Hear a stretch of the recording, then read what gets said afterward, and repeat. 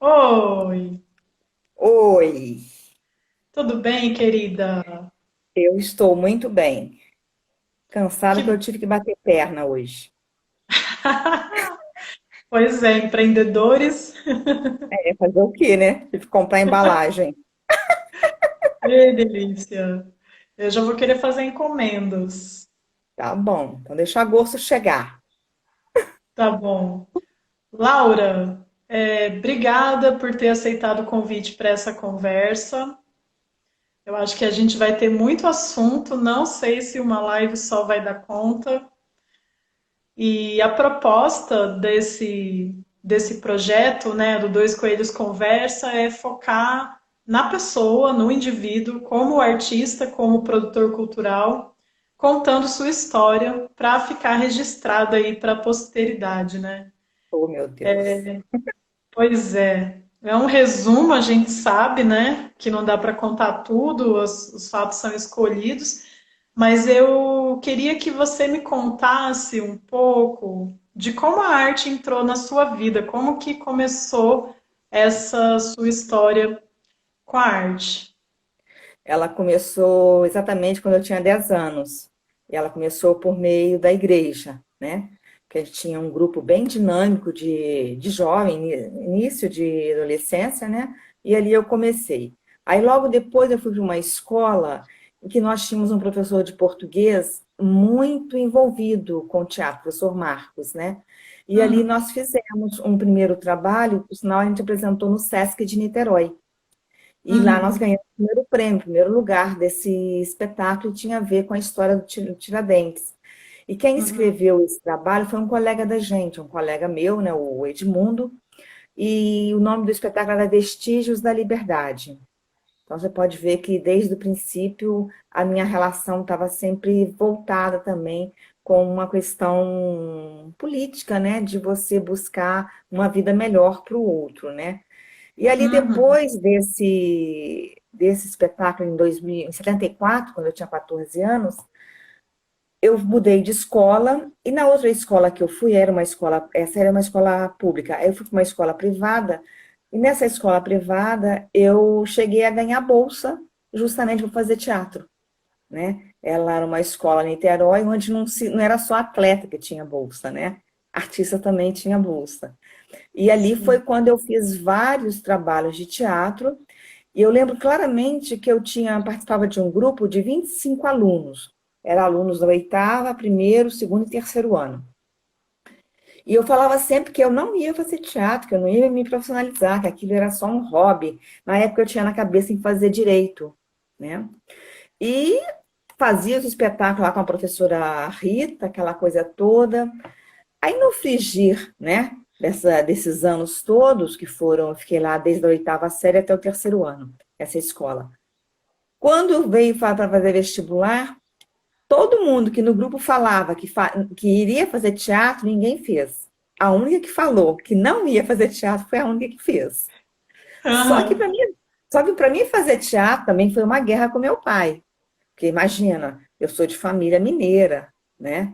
Pai mineiro, mãe mineira, né? Então, assim, é uma família conservadora, né? E meu pai não conseguia enxergar de jeito nenhum como é que uma filha dele ia fazer teatro.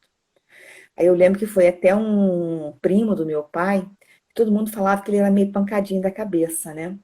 Mas foi ele que convenceu meu pai a permitir. Porque, assim, de uma certa forma, eu sempre tive um pezinho com a arte. Eu lembro que quando pequena, 8, 9 anos de idade, eu queria fazer dança, fazer balé.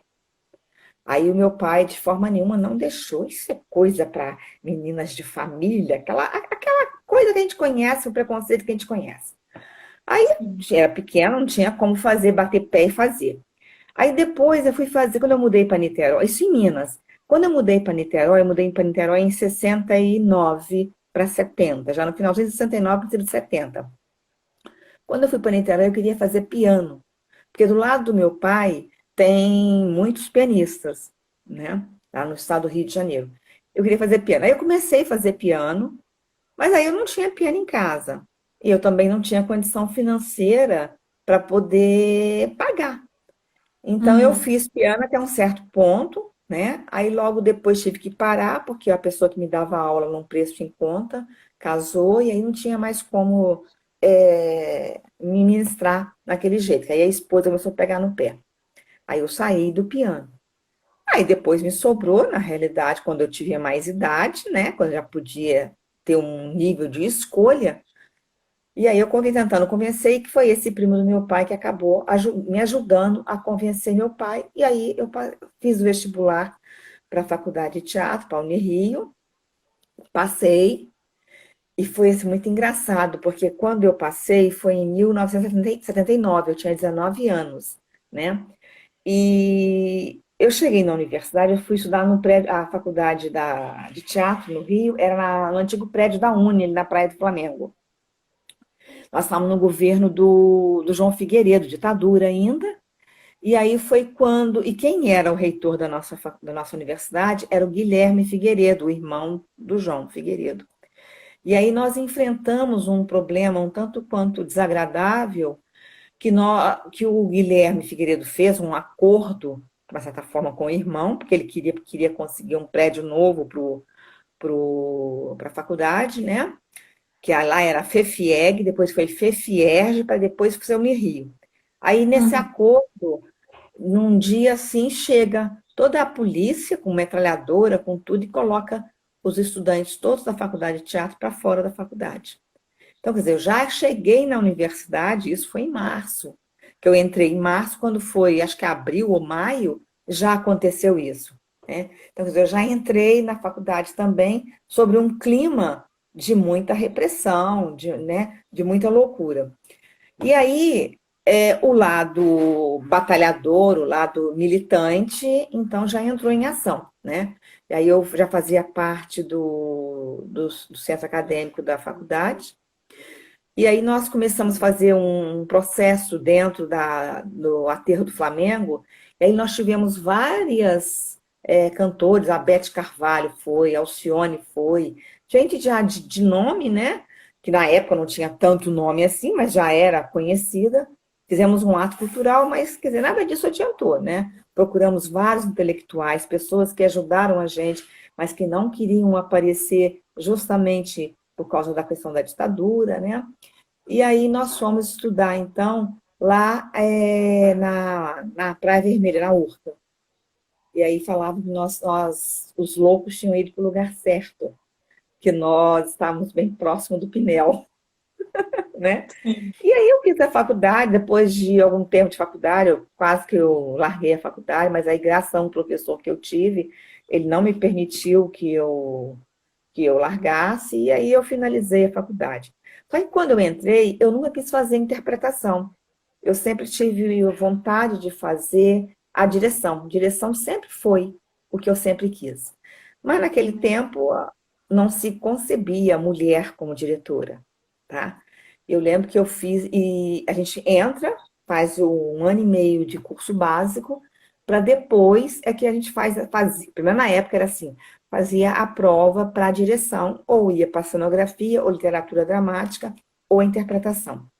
E eu lembro que eu fiz a prova para a direção, e a gente só podia tentar duas vezes. Então, na primeira vez que eu fiz, eu perdi. Aí eu peguei aquilo e achei muito estranho, porque toda a banca elogiou meu trabalho, de certa forma, da cena que eu dirigi, aquela coisa toda. Então eu não conseguia engolir, eu não conseguia enxergar que é porque eu era mulher. Aí eu não, eu fui perguntar ao presidente da banca, era o Roberto de Cleto, professor de interpretação, ele era o presidente da banca, fui perguntar a ele o que aconteceu, aonde eu errei, já que eu tinha a chance de fazer mais uma vez, eu queria entender aonde foi meu erro para que eu pudesse melhorar e tentar de novo. Aí ele virou para mim na maior cara de pau e falou assim: "Ah, você não errou em nada, a sua prova foi excelente." Ali eu entendi, né, que os outros quatro que passaram eram homens. E eu era a única mulher tentando. Aí também nunca mais tentei. Aí fui fazer o curso de interpretação. Eu lembro que o Pernambuco de Oliveira foi meu professor de cenografia. E ele queria me convencer que eu fizesse cenografia. E ele era o decano na época. Eu disse, não, não quero. Então, já que eu não posso fazer direção, eu vou fazer alguma coisa que fica mais próximo da direção, né? Aí vou para interpretação. Aí eu lembro que eu fui aluna do Ian Michalski também, né? Ele queria me levar para a crítica teatral. Eu disse, não, não é o que eu quero. Está definido, eu vou para a interpretação. E foi para onde eu fui. Eu fui para a interpretação. E na Uhum. faculdade eu fiz alguns trabalhos, né? E como eu sempre fui uma pessoa assim muito com muita clareza do que eu sempre quis, né? Eu sempre fui muito de lutar por aquilo que eu queria, que eu desejava. A minha prova final, dentro do curso de artes cênicas, eu, a Inês e a Lilian. Eu lembro até o nome das três ainda. E olha que isso faz tempo, hein? Isso já em 82, no meu último ano de curso, né? Eu lembro que nós escolhemos um texto do Fernando Pessoa para fazer o marinheiro. Mas nós negamos, a gente não queria o papel do diretor dentro do grupo com a gente. Nós queríamos fazer um trabalho é, conjunto, de criação coletiva. Aí a gente só passou, aí a banca, o pessoal da faculdade aceitou, né? E aí nós tínhamos um professor que iria então nos dar a nota e acompanhar o nosso trabalho, né? Aí esse trabalho nós tiramos na época 9,5, né? As três que realmente dirigiram, tiveram a concepção cênica, estética, todinha do trabalho. Nós cuidamos de figurino, cuidamos de cenário, de tudo. E foi com esse trabalho que eu encerrei o curso. E logo depois, com esse trabalho, a gente apresentou algumas vezes. Fomos a Petrópolis, né? Fomos a outros lugares ali na região do Rio de Janeiro mesmo apresentar esse trabalho. Aí logo depois que eu terminei a faculdade, aí eu já estava já namorando sério, aí veio o casamento, né? Em 83 veio o casamento, e aí eu fui embora para Cuiabá. Em Cuiabá, eu então comecei a fazer um processo assim. Eu cheguei num lugar que eu não conhecia ninguém, ninguém me conhecia. Então, como é que eu ia conseguir espaço, né? Onde eu era Uhum. um estranho no ninho. Até porque eu digo assim, eu nasci em Minas, sou mineira, mas eu me apresento muito como brasileira, porque eu já tive em tantos lugares, já passei por tantos lugares, né? Que eu não tenho como Aham. dizer que eu sou de determinado lugar X ou Y, né? E aí em Cuiabá eu fiz alguns contatos na universidade, na UFMT, né? Ali a Marília Figueiredo me deu uma oportunidade, mas aí eu já trabalhava fora, porque eu tinha que me sustentar, né? Eu fui solteira para lá, o marido, o caso namorado ficou no Niterói. E aí lá eu comecei a conhecer algumas pessoas, e aí sim eu comecei a montar um trabalho. Aí lá eu montei a Mais Forte, eu dirigia Mais Forte, e depois eu dirigi o Liberdade, Liberdade, né? Do Milor Fernandes, do Paulo Pontes, tudo. E nesse meio tempo, eu comecei a dar muita palestra em escola. E aí eu dava de graça as palestras, né? Porque o meu ganha-pão era um trabalho e o teatro, para mim, eu estava ainda abrindo portas, abrindo caminho para mim, né? E com isso eu dei muita palestra de graça, dei muito curso de graça em Cuiabá, né? Aí depois a Marília me arrumou porque eu desse um curso na UFMT, eu dei esse curso na UFMT, aí ali eu já ganhava um pouquinho. Aí depois, a irmã da Marília, ela era diretora de cultura da Casa de Cultura de Cuiabá. Então aí eu fui contratada e passei a ser chefe da divisão de artes cênicas. Então ali eu comecei também, eu montei aí eu montei muitos trabalhos infantis ali, né? Montei a Onça Uhum. Bode, que participou do festival em vários, Minas, participou do Ouro Preto, no Festival de Minas.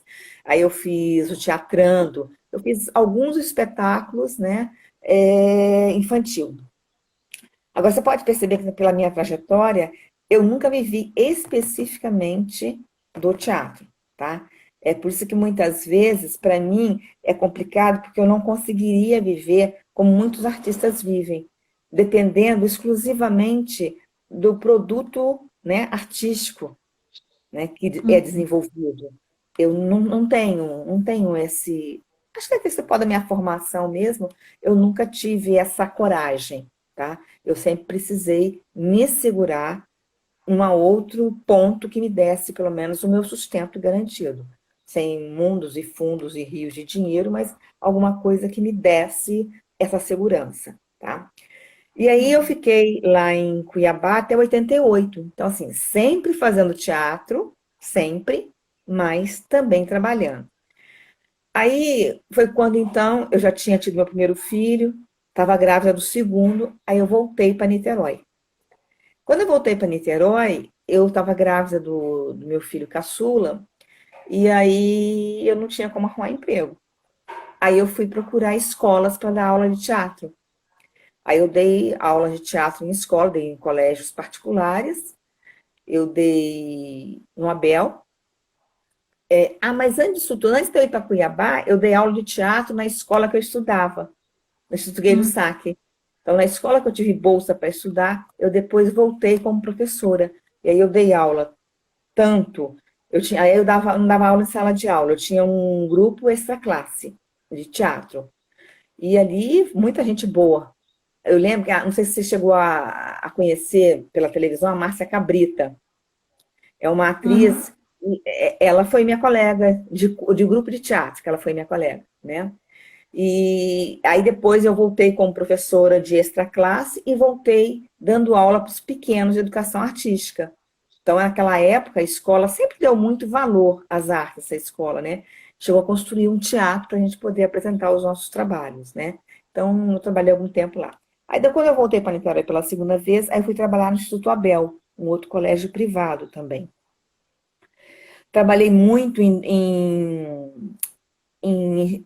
colônias de férias pelo estado, né, dando aulas de teatro. Então, assim, eu sempre mexendo com o teatro, mas nunca especificamente vivendo só daquilo, né?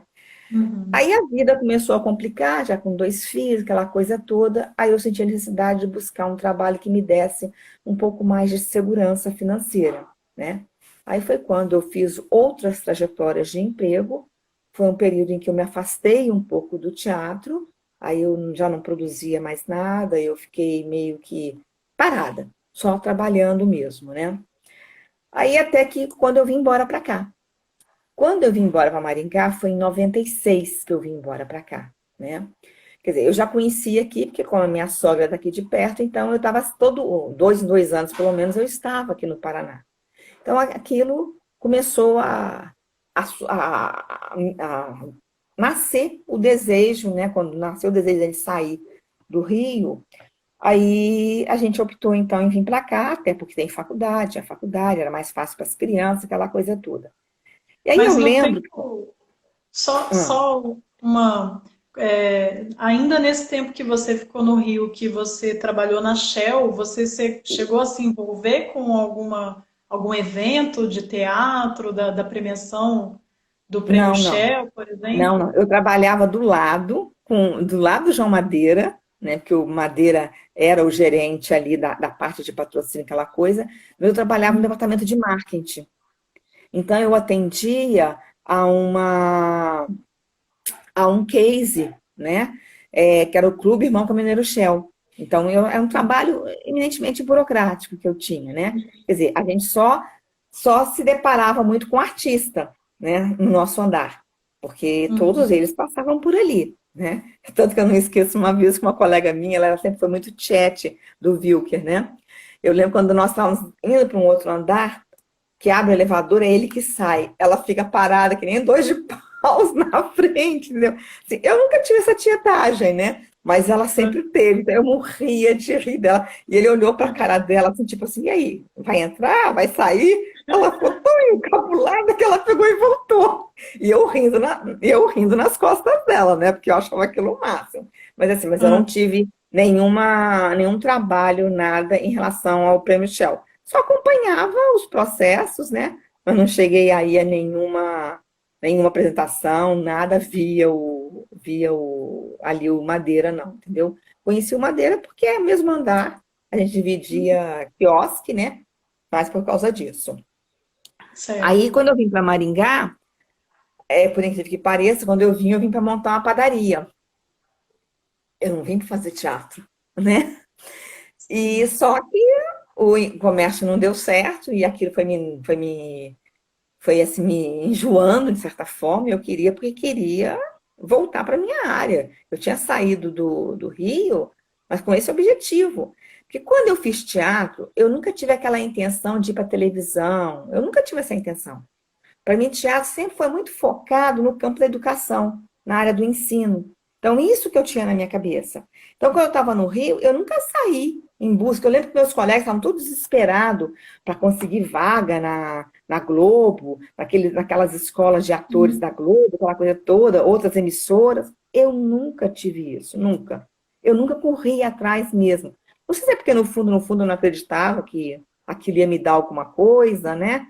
Que Uhum. aí eu fui mais por essa área mesmo da educação. Mas aquela vontade de estar de fazer, de dirigir, de fazer, de estar no palco mesmo, aquilo não abandonava, né? Então, quando eu vim para Maringá, eu não conseguia me conceber sem fazer nada disso. Eu tinha que Uhum. estar com alguma atividade. Aí foi quando, então, eu saí da padaria, porque a coisa começou a desgringolar, não estava dando para nós dois. E aí saiu um Como que chamava concurso, a padaria, Laura? Onde que ficava? pão quente toda hora. Ela ficava ali em frente à igreja Maria Gorete. Ali, tá até Aham. vazia hoje a loja, né? Só que ali a gente não conhecia nada do espaço da cidade. Aí foi a irmã do meu marido que acabou escolhendo o lugar que foi péssimo. Porque é do lado do mercado, que o mercado começou a competir com a gente pão. A gente não aguentou, né? O mercado é grande, né? Então a gente não Sim. aguentou o rojão. Aí então eu comecei a ir na UEM. Aí eu fui na prefeitura, procurar a Secretaria de Cultura, eu fui na UEM procurar a Pró-Reitoria de Extensão e Cultura. Só que eu lembro claramente na Pró-Reitoria de Extensão e Cultura, a pessoa que me atendeu muito bem foi o Lutero. Lutero, aquele, desde a hora que eu cheguei, tirando aquelas dúvidas, né? Os demais meio assim ressabiado. Quem é essa aí que está chegando, né? Achando que pode muita coisa e não pode nada. Mas o Lutero não. Tanto que aí quando saiu o concurso, né? Porque o Lutero falou, tá para sair um concurso. Aí quando saiu o concurso, ele foi lá na padaria me avisar, que eu trabalhava lá no balcão. Aí ele foi na padaria me avisar, eu me inscrevi, fiz o concurso, competi com várias pessoas, né? Inclusive com a Flor Duarte, estava também nesse concurso. E aí passei. Mas como nada é muito fácil, nada cai do céu assim, facinho, a minha escolha também, ela passou por uma coisa que concurso nenhum passa. Mas até isso eles foram checar. Eles chegaram a ligar para o Rio de Janeiro, para a Shell. Eles não acreditaram na minha carteira assinada de Shell e ligaram, falaram com o meu ex-chefe, perguntando se eu tinha trabalhado lá mesmo. Porque assim, Cara, tinham pessoas na banca que estavam querendo, requerendo, achar um motivo para mim desclassificar, né? Só que aí não teve jeito, né? Passei e trabalhei na UEM 20 e poucos anos, né? Aí, quando eu entrei para a UEM, eu entrei como técnica em assuntos culturais. Você pode ver uhum. pelo meu currículo que eu tenho ação em diversas áreas da arte.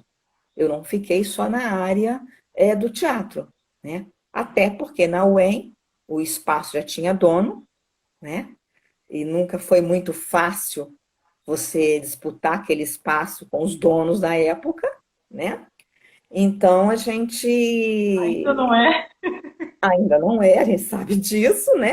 Então eu, na realidade, comecei a fazer coisas fora de teatro, né? Então, assim, na UEM eu era técnica em assuntos culturais, buscava dinheiro para todo mundo fazer as suas coisas ali, trabalhava com outras atividades administrativas dentro das áreas de evento, daquela coisa toda, mas não podia Uhum. fazer teatro ali. Aí eu lembro que uma vez eu ofereci um curso que eu queria trabalhar com criança.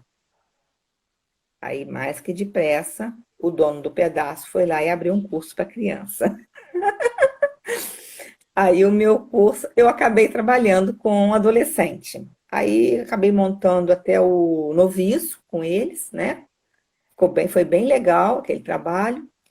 E depois, aí eu dei um curso, fui a primeira pessoa a dar um curso no SESC.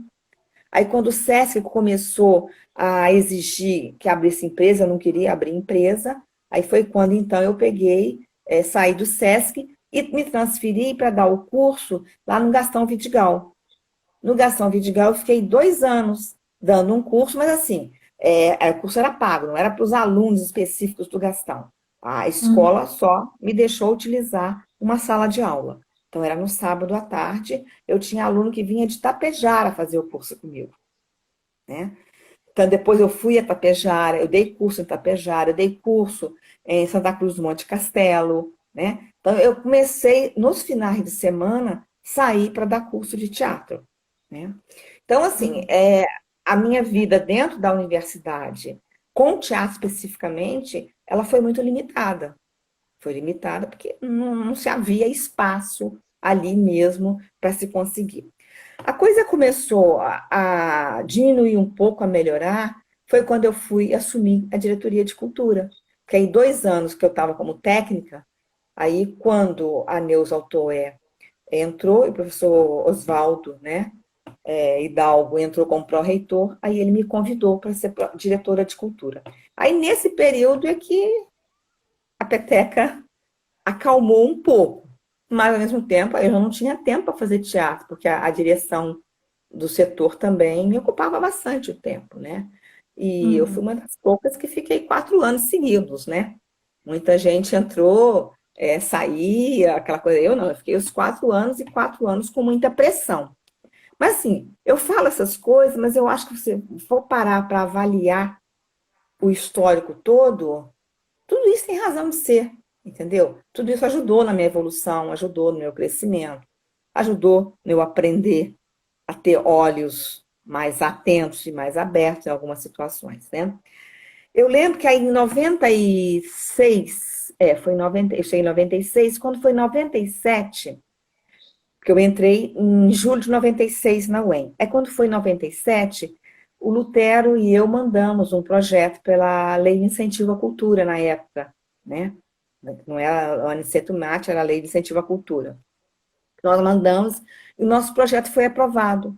E a gente montou o Em Família. Foi meu primeiro espetáculo aqui em Maringá como atriz, né? Uhum. Eu ajudava a produção, eu e o Lutero éramos responsáveis pela produção, o Pedro foi responsável pela direção, e eu e o Lutero protagonizamos o espetáculo, né? Então foi um espetáculo muito bonito.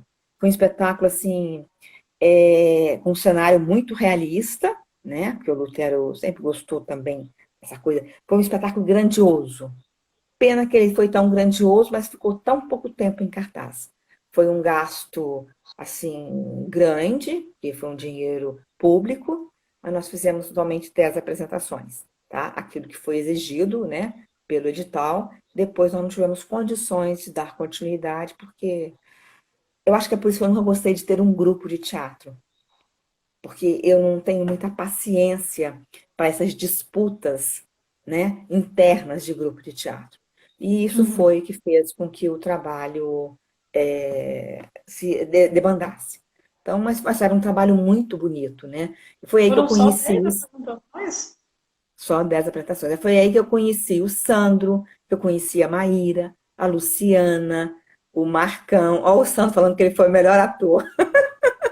Então, assim, a Luciana, o Marcão, a Elaine, na época, que era a namorada do Pedro, né? Então, assim, era esse grupo de pessoas. Aí o Eduardo Montanari fez o figurino, o cenário tinha muito a ver com o Lutero e o Reinaldo, a iluminação foi do Reinaldo, quer dizer, aquele grupo da UEM, né? Aquelas Uhum. pessoas da UEM, foi quando nós fizemos então esse trabalho. Aí logo depois a coisa esticou a corda, né? Aí cada um foi pro teu canto e eu debandei mesmo dali, né?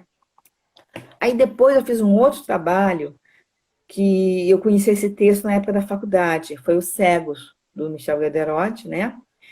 E aquele trabalho foi muito bonito. Aí foi um trabalho também que aí eu voltei a trabalhar com a Luciana, com a Maíra, com o Sandro e com o Marcão, tá? Aí eu já dirigi o trabalho. Então, esse foi um trabalho que a gente não tinha dinheiro para fazer, né? A gente não tinha patrocínio, não tinha apoio de lei nenhuma, porque essa é uma outra dificuldade. Depois desse trabalho com o Lutero, eu nunca mais consegui ter um projeto aprovado, né?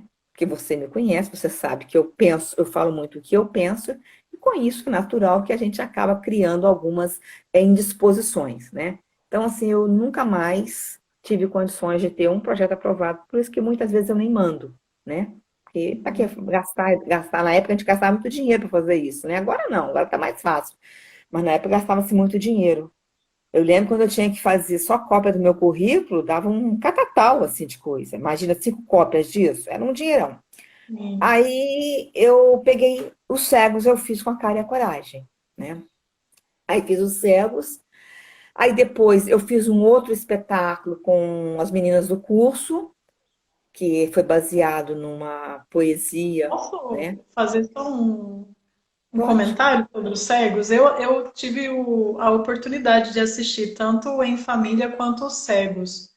E Os Cegos foi um espetáculo que me marcou muito, por conta daquela cena, tal cena do Marcão Ah, andando em cima, né, no madeiramento do teto do teatro. E eu sempre tive vontade de perguntar sobre isso, né, sobre como foi isso. E eu lembro também que foi um espetáculo que estreou num bar, né?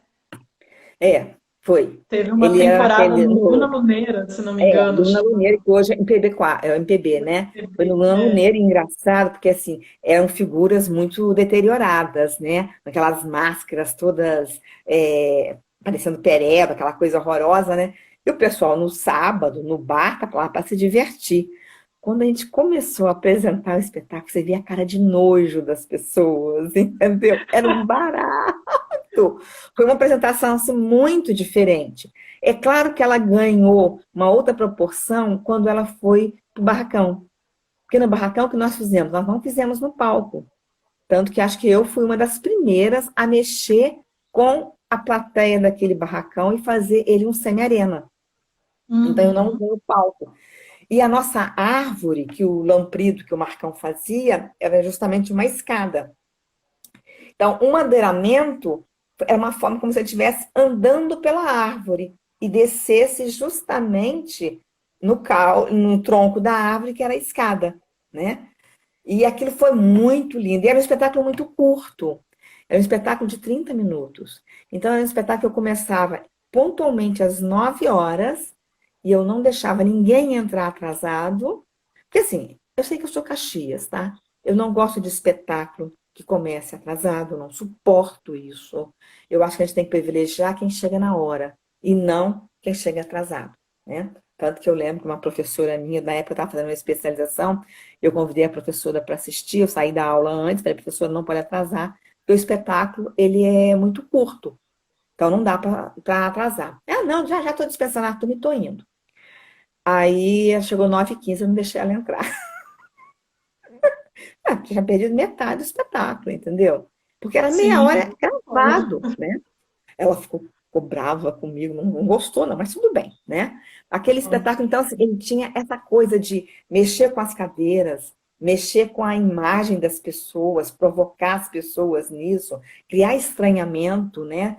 O Marcão descendo pelo madeiramento e pela escada. Então, assim, foi um espetáculo que realmente, assim, uma linguagem completamente bem diferente. Era o ano de que? Acho que era 98. Acho que era 98, não estou lembrando aqui certinho.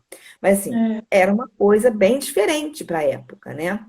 E depois eu apresentei ele no Faê do Teatro Calil Haddad.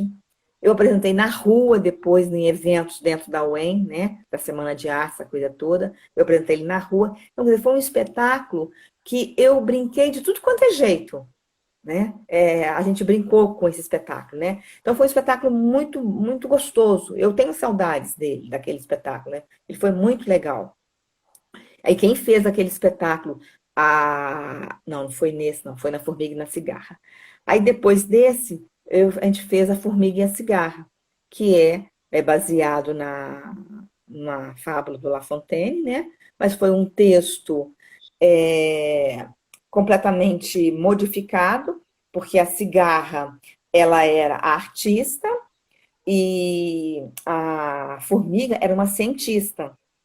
Aí quem uhum. desenhou o figurino e quem desenhou o cenário para mim aí foi o Paulo e a Cristina, né? Eu fiz a direção E aí eu voltei a trabalhar, aí foi com a Maíra, com a Luciana e com as meninas que eu conheci no curso de teatro que eu dei na UEM, adolescente, algumas delas.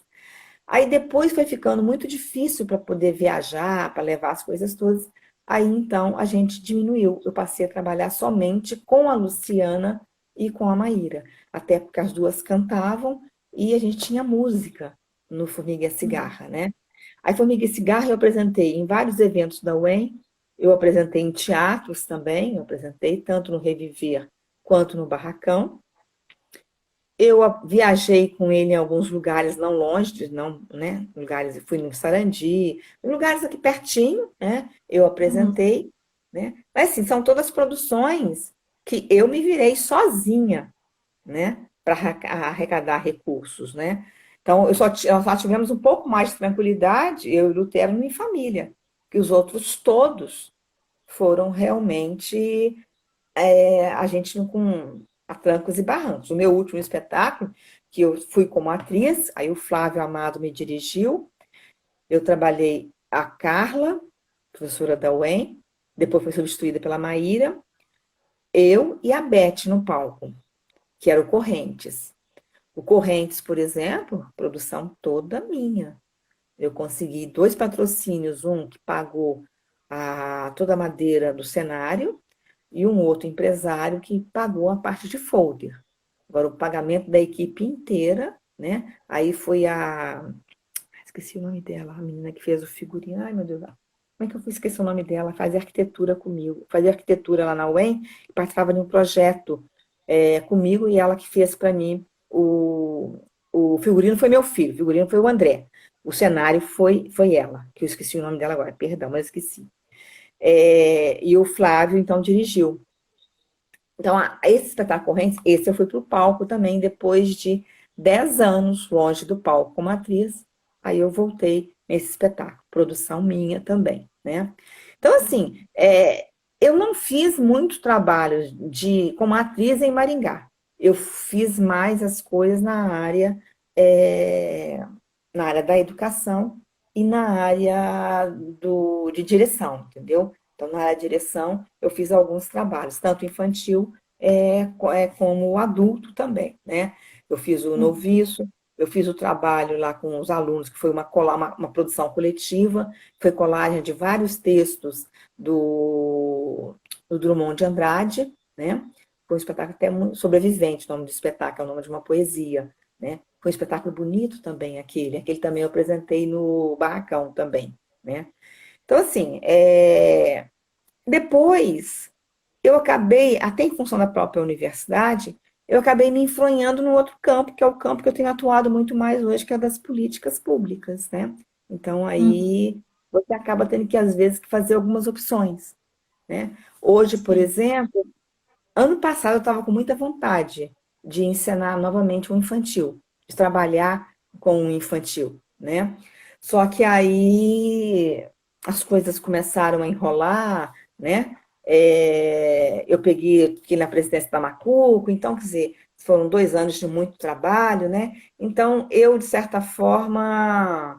E um colega meu que fez teatro comigo lá no Guilho Sacre, o Paulo Carvalho, entrou.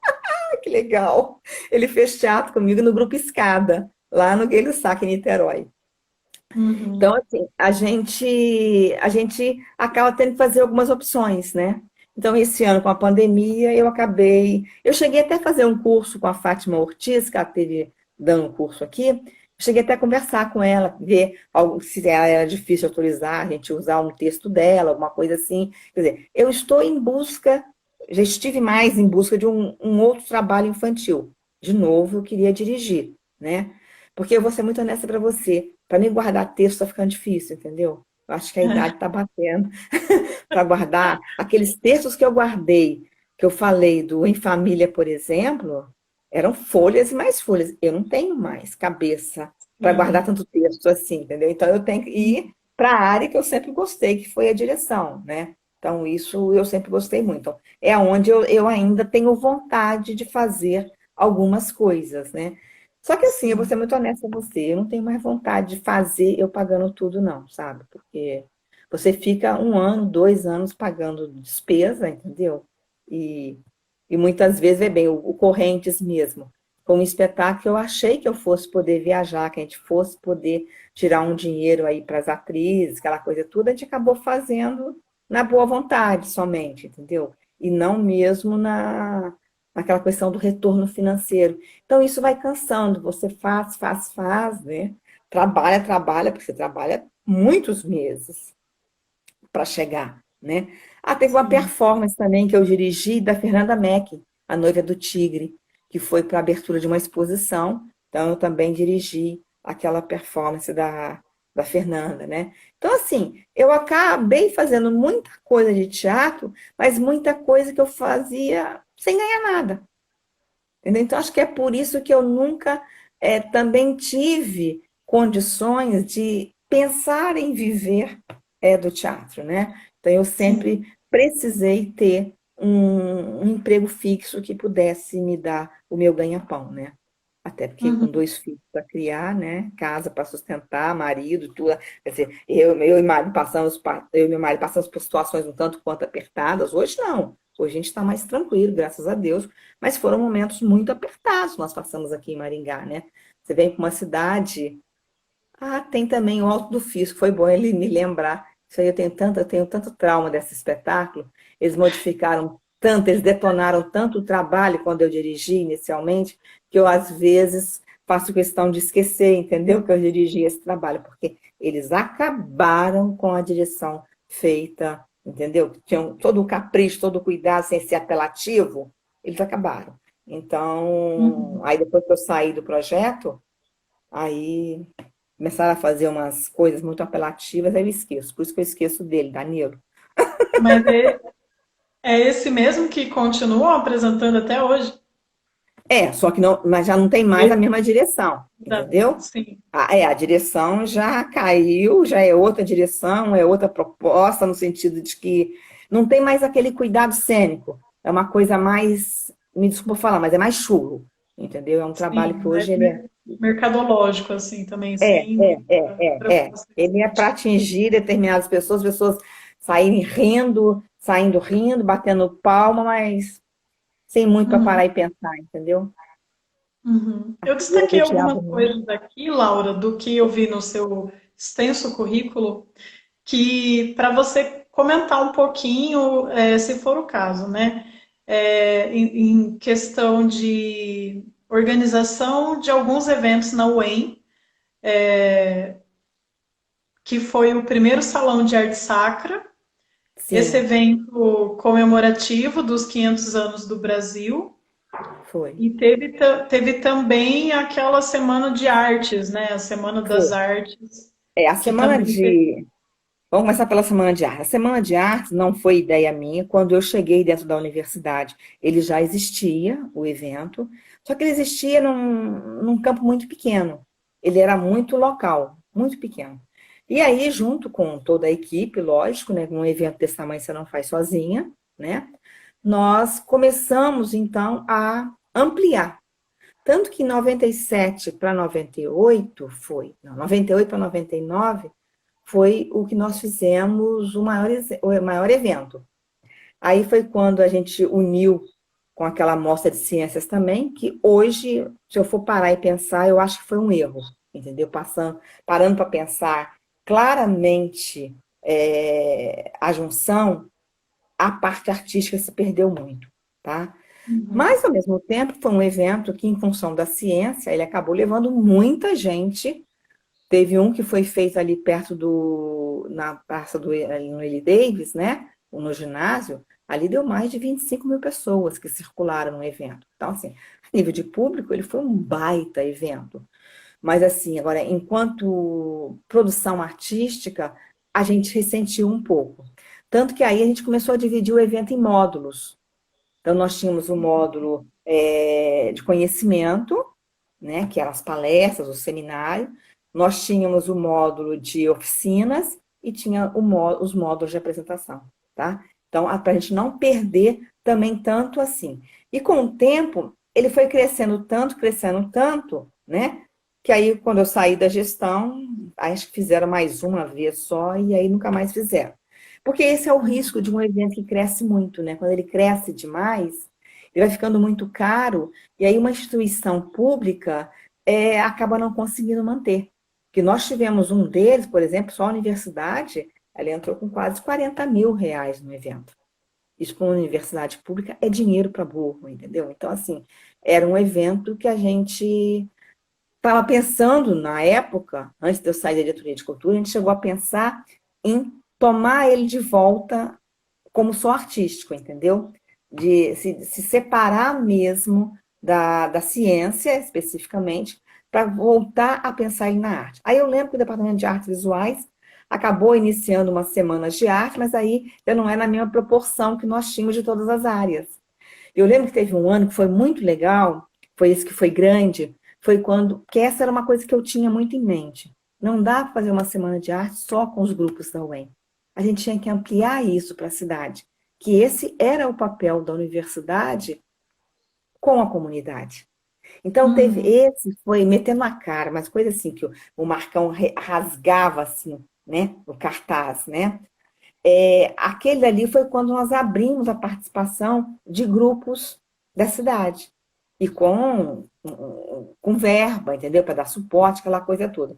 Então, esse foi o ano mais, acho que mais interessante, foi quando nós abrimos mesmo para os grupos. Aí depois veio esse com a junção da cidade, com a ciência, que aí já começa a ficar mais conturbado, né? Mas, assim, eu acho que enquanto experiência tudo é válido. Nada na vida que a gente faz, a gente perde, porque a gente tem mesmo que tirar proveito daquilo, tirar o que é positivo, né? O que é negativo, deixa rolar. Aí você falou também dos 500 anos. Quando nós fizemos esse trabalho dos 500 anos, Maringá foi a única cidade do interior que conseguiu trazer esse evento. Aí veio Ailton Krenar, veio uma série de figuras importantíssimas dessa discussão mesmo histórica do país, da questão indígena, né? Veio. Então, nós juntamos a diretoria de cultura com o departamento de história, na época era o Lúcio, né? O Lúcio, que era acho que era o diretor de centro, uma coisa assim, ou então era o coordenador do curso. Ele tinha um cargo lá dentro. E aí nós conseguimos trazer, né? Via Funarte, a gente conseguiu trazer esse evento para Maringá. Então, foi um evento, esse foi lindo, esse foi algo assim, muito bonito mesmo, esse trabalho, né? E isso foi uma conquista, assim, na época em que eu fui diretora, a gente teve conquistas muito fortes, até de relacionamento com a Secretaria de Estado da Cultura. Nós conseguimos trazer vários shows para Maringá, via Secretaria de Cultura, que quando era aquela menina do SESC, que era com a Lúcia, né? A Lúcia Cordeiro, que era a secretária de Cultura, e a assessora dela, que trabalhava na área mais de ação mesmo cultural, que era do SESC, eu esqueci o nome dela também aqui agora, eu estou ficando muito esquecida, hein? E aí, ela que nós fizemos essa ponte, nós conseguimos uma parceria excelente. Então, a gente trouxe gente muito boa, realmente, para Maringá, né? Gente de São Paulo, gente de Curitiba, entendeu? Gente de Minas Gerais, né? O Chico Lobo veio. Então, assim, veio o Renato Andrade, veio muita gente boa, por causa dessa parceria. E o outro que você perguntou, qual foi o primeiro? Falando de arte sacra? Ah, tá. Esse foi um contato que a Tânia Machado que fez com a Santa Casa, né? E aí eu era diretora de cultura na época também, e a gente organizou, e ficou muito bem organizado esse salão. Foi o único, foi só o primeiro que foi feito. A obra que ganhou o primeiro lugar era do Arnaldo, que era professor do Departamento de Letras da UEM, era uma instalação. Essa instalação, ela foi para a Alemanha? Acho que para a Alemanha. Aí depois o Tadeu também, Tadeu Santos, ganhou também com a escultura. E teve uma outra obra também que ganhou e que ficou no Brasil, né? Então, assim, foram eventos muito bons mesmo, esses três, né? Eu, particularmente, assim, eu acho que os 4 anos que eu fiquei como diretora foram muito trabalho, foi muito trabalho. Eu trabalhava demais, trabalhava. Mas assim, mas nós tivemos muita coisa interessante, né? Muita coisa interessante. Eu só não pude efetivamente trabalhar com teatro, né? Mas aí também arrumei um jeito de fazer fora, né? Porque Sim. essa era a minha praia, sempre foi a minha praia, sempre foi essa, né? Olha o Danilo dizendo que, ó, estou agora pensando como nossas histórias artísticas estão sendo entrelaçadas, porque ele apresentou na Semana de Arte, acho que mais de uma vez que ele apresentou. O Sandro também tinha lembrado da pouco, num outro espetáculo que eu montei, nos 500 anos, que foi no Regina Mundi. Aquela peça foi um horroroso. Gente, aquilo foi um horror. Um horror de difícil você montar. Com 33 alunos, aquele livro, O Vampiro que Descobriu o Brasil. Montei com os alunos, entendeu? Mas, gente, aquele espetáculo foi uma loucura. Aquele foi.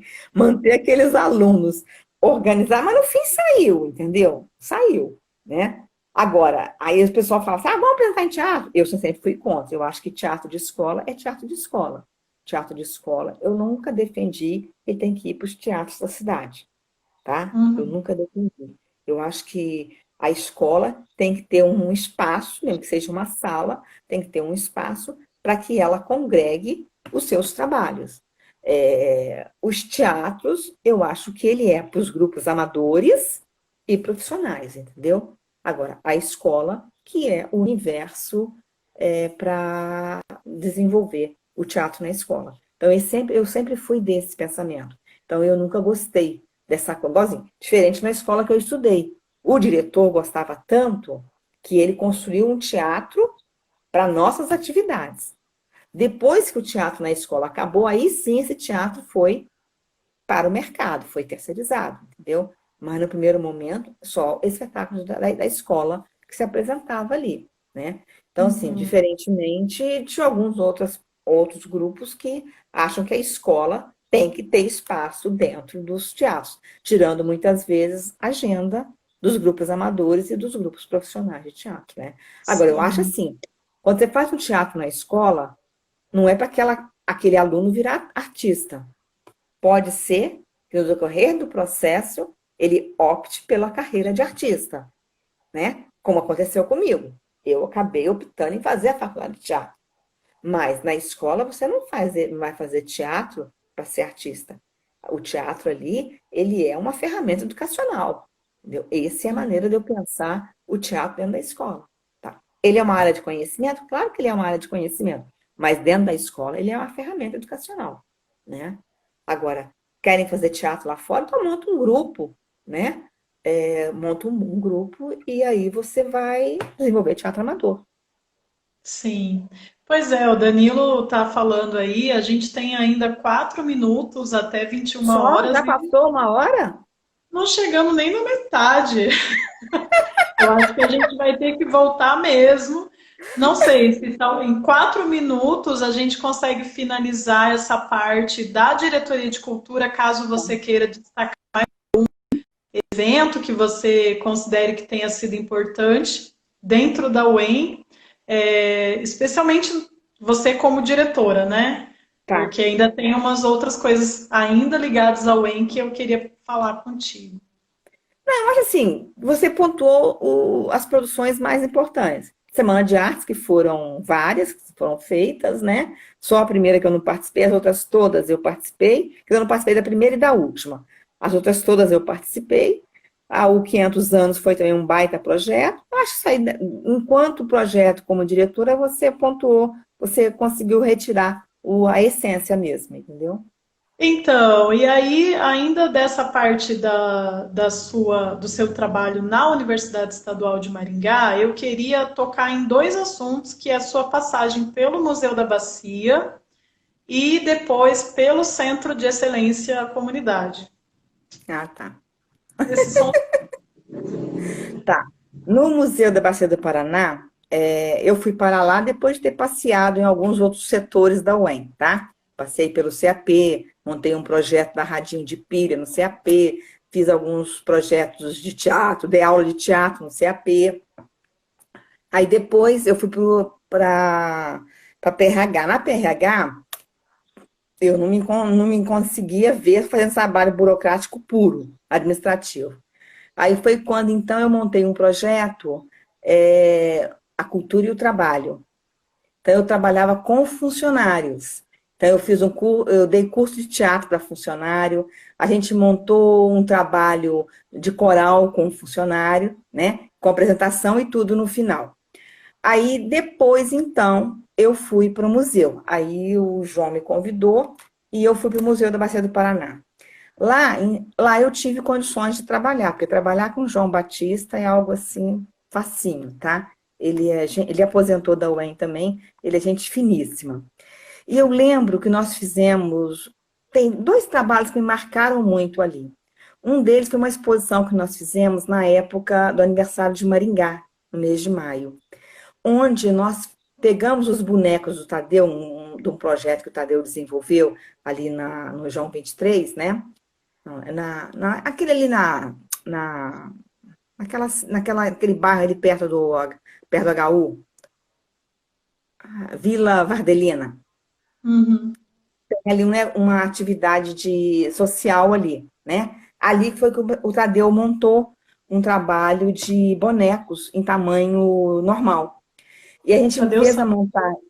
Tadeu dos Santos, é. A gente fez uma montagem de uma exposição contando a história de Maringá sobre o olhar do sertanejo, do nordestino, Que que lindo. também é uma coisa que é negado em Maringá, né? A presença do pernambucano, principalmente aqui. E aquela exposição, nós tivemos mais de 1.500 alunos visitando aquela exposição. Ela ficou linda, aquela exposição. E um outro projeto que eu gosto muito, que eu desenvolvi, eu, o João e tudo, que foi com o Departamento de Arquitetura, Veja com as Mãos. Então, aquele trabalho, nós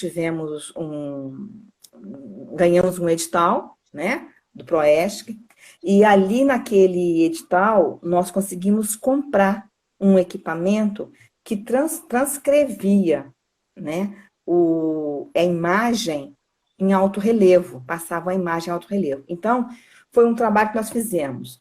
Pegamos alguns pontos turísticos da cidade que os deficientes visuais tinham interesse em conhecer.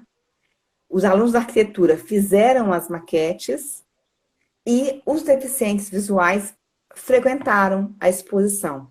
Eles frequentaram em três momentos. Primeiro, nós pegamos utensílios do museu e eles apalpavam e narravam o que eles estavam percebendo. Aquilo ali ia para uma etiqueta que era passada para o braille, tá? Então, todas as peças eles também podiam tocar, né? Não era um museu que eles não podiam tocar. Eles podiam tocar as peças todas e os pontos turísticos eles podiam tocar as maquetes. Então, essa exposição a gente levou para algumas outras universidades estaduais do Paraná, né? Eu lembro que em Ponta Grossa eu acompanhei, e foi muito lindo mesmo essa exposição. E era muito interessante você ver os deficientes visuais falar assim, ai, que maravilha esse projeto, e agora eu estou saindo de casa.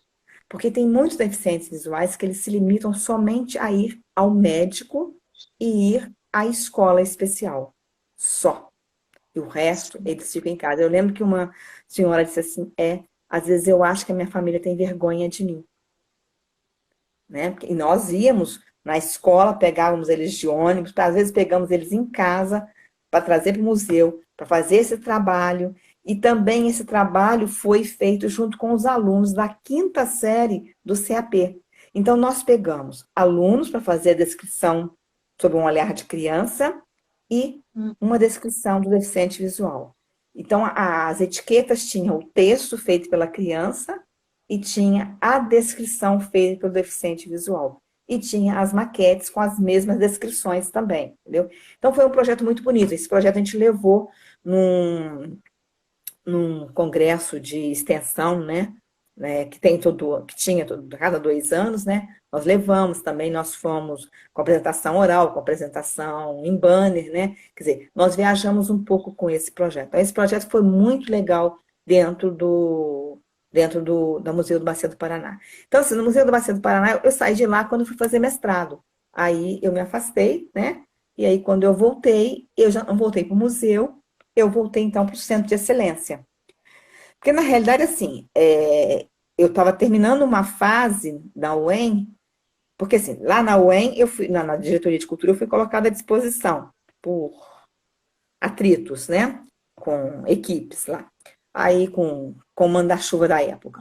E aí, eu fui colocada à disposição. Foi quando eu fiz esse passeio todo. Cheguei no Museu da Bacia do Paraná. E aí, fiz sair para mestrado. Depois do mestrado, eu não tinha para onde voltar. Eu não queria voltar para o museu. Eu podia voltar para o museu, mas eu não queria voltar para o museu. Aí foi quando, então, me ofereceram que eu fosse trabalhar no Centro de Excelência. Quando eu chego no Centro de Excelência, eu fui trabalhar, no caso, aí com a Selene Tonella, né? Ela que era a responsável do espaço. Quando eu fui trabalhar lá com ela, tinha um monte de funcionários, aqueles funcionários de cargos políticos, no espaço. Então, eles ficavam tudo dentro de uma sala e eu e uma colega da UEM que estava à disposição para o problema de saúde, nós ficávamos na outra sala. Por fim, mudou o governo, aquelas pessoas todas foram sendo dispensadas, né? Aí só ficou eu e essa minha colega. Aí a minha colega também voltou a trabalhar no HU e ficou eu. Aí veio um outro cargo fantasma, um desses políticos de novo, para ficar comigo. Aí ali nós ficamos, foi o tempo então que eu comecei a desenvolver uma série de atividades ali, porque eu não conseguia ficar ali parada, enganando o tempo, entendeu? Isso não faz o meu perfil. Ou eu trabalho, ou eu vou para casa, então. Aí ali nós começamos a abrir aquele espaço para realmente ser aquilo que ele sempre foi criado. Porque ali era a antiga usina do conhecimento e ela sempre foi ligada e voltada para o conhecimento, tanto na área tecnológica, que pegava muita informática, como na área artística. E em Maringá, a área artística nunca decolou, era sempre só a informática. Aí, quando eu cheguei, eu disse, não, eu tenho que ter um planejamento disso aqui, colocar isso para funcionar. Aí foi Uhum. quando nós pensamos em abrir a sala para exposição. Fizemos exposições muito legais ali, gente. A exposição da Roberta mesmo, que foi que ela fez com plástico, né? Foi muito linda aquela exposição. Nós tivemos exposição do Nupélia também, no órgão da própria UEM, sobre peixes, muito bonita. Nós tivemos exposições artísticas ali, belíssimas, de desenho de aluno das artes visuais. Então, nós tivemos várias exposições muito bonitas ali. Nós tínhamos curso de cerâmica ali, oficina de cerâmica, né? A Maria do Carmo e a Nilza deram oficina lá. O Sandro deu oficina lá também, né? A Patrícia começou a área de aéreo dela, a Patrícia começou ali. A sala da Uhum. frente é para o aéreo, a sala do lado era exposição, lá em cima aí tinha aula de desenho também, alguns alunos foram dar aula de desenho, quer dizer, nós tivemos uma série de atividades ali, aí tinha yoga, tinha o Tai Chi Chuan, e por fim eu comecei a montar uma biblioteca lá, onde as pessoas não precisavam ter aquele controle severo de livro, né? A pessoa pegava um livro e devolvia um outro, entendeu? Era dessa forma. Então não tinha muita burocracia para utilizar aquele espaço. Foi um espaço que foi aberto para ser assimilado por todo mundo ali. E assim, e várias coisas aconteceram ali, né? Só que aí, quando a coisa mudou a reitoria na UEM, o mesmo incentivo não foi dado para o espaço. Aí eu comecei a ficar sozinha ali começou a ficar perigoso de eu ficar sozinha. E aí, como não tinha, estava se mostrando que não tinha muito interesse pela nova reitoria, aí foi quando então eu fui levada de volta para a diretoria de cultura. Muita gente não gostou, mas lá eu fiquei, né? Voltei para a Uhum. diretoria de cultura para encerrar minha carreira lá. E aí o diretor de cultura que logo que veio, né, nessa gestão nova, ele acabou não valorizando aquele espaço, né? Aquele espaço acabou ficando de novo vazio. E aí o Estado tomou o espaço de novo. Então, quer dizer, é tanta gente que tinha olho naquele espaço. Eu lembro uma vez que teve um deputado que foi lá requerer uma sala. Eu coloquei para correr, entendeu? Eu não permitia que nenhum outro tipo de situação fosse instalada ali. Uma vez queriam colocar o Instituto de Identificação lá, chegar e ver as salas e tudo. Aí quando viram que não tinha uma instalação perfeita, né, não dava, acabaram desistindo. E eu fazia tudo para as pessoas desistirem, porque na minha cabeça a gente tinha que ter aquele espaço como um espaço artístico, como um Sim, espaço, um centro cultural ali, né? Só que aí o outro diretor não deu essa mesma importância, aí acabou o Estado retomando, né? E aí aquilo volta a ser um lugar onde cargos políticos, cargos fantasmas, se apoderam dali e por ali fica. Hoje eu não sei nem mais o que tem lá dentro, eu não sei. Entendeu? Então sim. foi uma pena, foi uma perda muito grande aquele espaço, entendeu? Porque ele é belíssimo, é um espaço muito bonito. Tem problemas? Tem por causa dos macacos ali? Tem problema. Mas é uma questão de você ter um profissional que possa pensar aquele espaço de uma forma diferente. Eu acho mesmo que a prefeitura tinha que ter requerido aquele espaço, já que o Estado não toma providência, né, direito sobre aquilo, né? Então, e aí, quando eu volto para a diretoria de cultura, o meu trabalho muito importante foi feito lá. Aí foi a discussão da política pública de cultura para a UEM, né? Aí foi quando a gente trouxe o Rubim, né, da Bahia, nós, fizemos um seminário de política cultural, né, dentro da universidade, para discutir a política da UEM, da própria UEM, política cultural da UEM.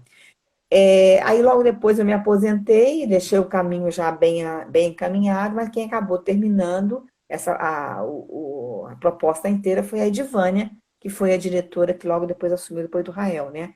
Quando o Rael foi para a Uhum. Secretaria de Cultura. Então a Edivânia que Não, acabou. Hã? A Edivânia não, acabou não. acabou finalizando esse trabalho, entendeu? Então, assim, eu Sim. acho que na minha trajetória de UEM, eu comecei no lugar e para a história terminar bem, eu tinha que terminar no mesmo lugar, entendeu? Porque ali era o meu lugar, né? Por mais que não me quisessem ali, mas ali era o meu lugar. Sim, com certeza, com certeza.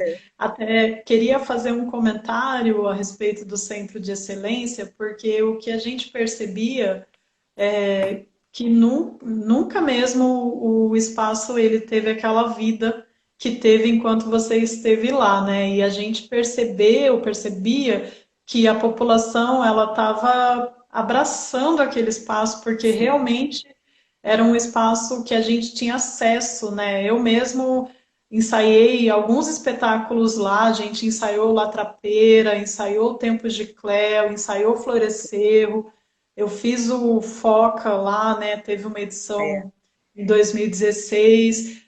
Eu lembro que para as exposições ele já estava disputado, já tinha praticamente um edital, né? Uma sim. chamada Eu já para tinha exposição para o ano inteiro. Eu tinha, Pois é.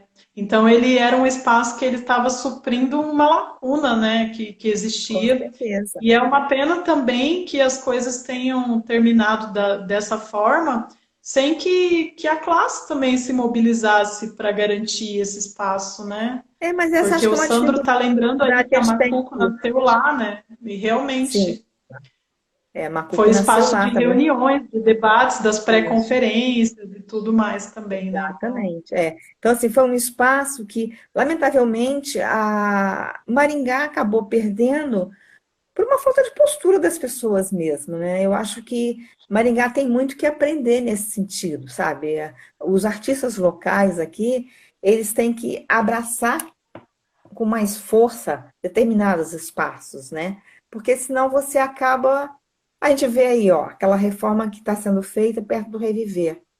Qual a garantia que a gente vai ter que o som dali não vai piorar? Que já era ruim, se o som não vai piorar. Eu lembro quando eu montei a Formiga e a Cigarra lá no Reviver, tinha hora que a gente tinha que parar as meninas tinham que parar de cantar ou de falar, porque senão as crianças não ouviam, entendeu? Então, assim, é, falta coisas aqui na cidade, principalmente eu acho que nessa questão da fidelidade de público, da fidelidade de espaços, né? É que a gente precisa evoluir. Né? Não dá para ficar desse jeito. O Centro de Excelência mesmo foi uma perda, sabe? E isso eu lamento, porque eu fiz tudo o que eu podia fazer Olha, eu criei infraestrutura para aquele espaço, nós colocamos internet naquele espaço, a gente colocou impressora, a gente colocou telefone, a gente colocou toda uma infraestrutura básica, né? Que a gente podia se movimentar ali e tudo isso se perde, né? Então, assim, eu acho que as pessoas elas acabam se fechando muito nos teus espaços particulares e esquecendo de ir em busca de algo que vá facilitar para todo mundo. Então, assim, eu acho que, não sei se isso é qualidade ou defeito, mas eu tenho uma tendência sempre muito pelo coletivo, entendeu? E aí eu acaba se decepcionando mesmo, né? Porque você acaba cansando. Hoje mesmo, por exemplo, eu não tenho muito saco para determinadas reuniões. Olha, eu fiquei tão magoada numa reunião que eu fui lá no antigo CAC, aquele CAC lá na Paraná, que eu fui na discussão do setor das artes cênicas, quando a gente foi tirar prioridades para o plano. Gente, aquele plano, eu trabalhei para burro naquele plano. Eu sei daquilo ali de cor e salteado. Aí eu ouvi de uma galerinha nova, que não dá para ouvir os antigos. Gente, aquilo para mim foi uma paulada. E aí os novatos estarem discutindo as mesmas coisas que a gente já discutiu lá atrás, vai ler um pouco da história. Vai levantar um pouco da história para saber o que já se avançou, o que, que não se avançou. Então, aquele dia eu saí dali, vou ser muito honesta com você, muito puta da vida, entendeu? Eu saí dali. E ali para mim foi meio que a gota d'água. Eu disse, ah, não, por que eu vou ficar trabalhando, trabalhando, trabalhando, trabalhando? Esse povo novo que chega com o rei na barriga achando que é tudo. Gente, você não Sem pode ficar saber de vivendo o nada, passado. né? Você não pode viver no passado, eu sei. Mas o passado está ali para te dar base, aonde você não errar, aonde você tem que avançar, para você não estar repetindo as mesmas histórias. Entendeu? Então, acho que é por isso que eu sempre gostei de trabalhar com teatro, aquilo que faça pensar. Eu não consigo trabalhar com uma peça de teatro que é um besterol, entendeu? Que é uma coisa que vai fazer só você rir. Teatro para mim não é para isso. Teatro para mim é para você. Claro, você não tem que sair pesado do teatro, não é isso. Mas você tem que fazer teatro sabendo que você tem que sair dali e refletir no que você pode melhorar, no que você pode avançar, no que você está retrocedendo, você entende? Teatro para mim é isso. Eu não consigo. Então, assim, eu já comecei, como eu falei na minha história, eu já comecei sendo posta da sala de aula com meus colegas da faculdade. Então, como é Hum, que eu vou fazer teatro onde eu vou abrir a boca e falar um monte de besteira para as pessoas só saírem dali rindo, rindo, rindo? Eu lembro uma vez, foi quando eu estava conversando até com o Benhur. Estava conversando com o Benhur. Seu Benhur, vamos montar um trabalho junto, não sei o que. Ele disse assim, ah, você gosta muito de trabalho cabeça. E a linha do Benhu é uma linha mais comercial, a gente sabe disso, né? Não vou dizer que é ruim, não estou dizendo isso. Mas, assim, ali mesmo ele já traçou, de uma certa forma, um preconceito, né? Ele preconcebeu alguma coisa sobre o teatro que eu faço. Eu não sei, você vai ler A Formiga e a Cigarra, você vai ler Correntes, que trata da questão do Alzheimer, você vai ler o Em Família, que trata da questão do idoso, né? Então, Os Cegos, que trata toda a questão da pobreza, da limitação física, da limitação emocional, sabe? É tudo coisas que têm fundamentação. Eu não estou aqui para fazer engodo. Acho que é por isso que eu também nunca ganhei dinheiro também, né? Deve ser por isso também, né? eu quero ler aqui o comentário do Danilo. Ah, Laura, eu serei eternamente grato por toda a sua luta. Hoje sei a importância da sua luta para o meu trabalho. Se hoje acesso a alguma coisa, foi graças a toda a sua coletividade. Eu e Danilo, a gente tem conversado bastante por conta do Conselho de Cultura, né? E até eu lembro, esses dias eu mandei uma mensagem para você, Laura, como você conseguiu militar durante tanto tempo, lembra? Porque a gente está lembro. bem cansado nesse momento, né, de pandemia, em que tudo está suspenso, de pernas para o ar, tá uma loucura, né? Mas eu queria que você me contasse, então, a história, né, o histórico dessa militância aqui em Maringá, lá no final dos anos 90, nos fóruns de cultura, como isso foi se construindo, porque também tudo interligado, né? A Sim, construção sim. de toda uma política pública para a cidade de Maringá começou mais. Já vinha antes, mas nos anos 90, hoje o que temos, né, surgiu ali, né, basicamente, Na nesse realidade, fórum. nasceu de um veto do Jaime Lerner na Lei Estadual de Cultura, tá? Aí Uhum. eu lembro que a coisa começou a pipocar em Curitiba, começou a pipocar em diversas cidades, Londrina, e aí tanto Pedro Ochoa quanto o Eduardo Montanari chamaram para essa primeira reunião, foram eles que chamaram. E eu fui, né, também para essa reunião, e ali então a gente foi formando um grupo mais coeso, mais algumas pessoas. Aí eu lembro que tinha a Majô, o Sandro também, tinha outras pessoas. Só que no decorrer do processo, o Eduardo e o Pedro Shoa foram se afastando, né? E eu assumi com o meu perfil, que quando eu gosto de uma coisa, eu quero uma coisa, eu vou lá e eu assumo. E aí, com isso, nós conseguimos, a gente quebrou o veto, mas a lei acabou ficando, ela caiu em problemas jurídicos, a lei, né? E aí, a gente, com esse fórum, a gente criou o Fórum Permanente de Cultura aqui em Maringá, e eu passei a fazer parte do Fórum Estadual de Cultura. Com esse fórum, junto com o Marcelo Miguel, com o Luciano, nós viajamos diversos lugares do Paraná. Então, nós fomos em diversas cidades. Leva fora, foi para Londrina, foi para Chopezinho, foi para Curitiba, foi para o Sudoeste, foi para muitos lugares mesmo, né? E sempre nessa discussão. E quando a questão da lei estadual começou, então, a baixar, né, a poeira, então, nós aqui começamos a fazer a discussão do nosso processo, né? Aí foi quando, então, o PT ganhou, né, aqui em Maringá, e a gente teve alguns problemas com a cultura, né? Primeiro escolhido foi o João Laércio, nada contra o João Laércio, mas que a pessoa que ele colocou para ser a diretora de cultura foi um problema para a gente. Ela não tinha nenhuma qualidade estética, artística, nenhuma ela não tinha. Então ela misturava alhos com bugalhos, e ali a gente começou todo esse processo. Então nós começamos a discutir a questão do conselho. Eu lembro que nas primeiras reuniões nós tínhamos 150 pessoas. Quantas vezes Paulo foi para as reuniões, né? A Paola, a Cristina também. Por fim, aí depois, com o tempo, isso também vai se esvaziando, porque isso tem data marcada, tá? Essas grandes reuniões, assim, igualzinho, a lei da emergência, Aldir Blanc agora. Você cria todo um aparato, dá muita gente. A tendência disso daqui a pouco também é diminuir, tá? Só que assim, como eu sempre gostei dessa questão, lá no fundo, quando eu pensava em fazer direito, quer dizer, é sinal de que esse lado também sempre foi muito forte para mim. Então, eu sempre Uhum. gostei da questão do estudo de leis, essas coisas todas. Então, eu continuei me influindo, às vezes com grupos grandes, às vezes com grupos pequenos, entendeu? Entra um, sai outro. E nesse processo eu fui mantendo, porque é uma discussão que me agrada. Eu gosto Uhum. disso, entendeu? Então, eu fui continuando, passando por situações não muito fáceis. Aí a gente criou em 2003 aí o conselho, né? Porque antigamente, o primeiro conselho de Maringá é de 1961.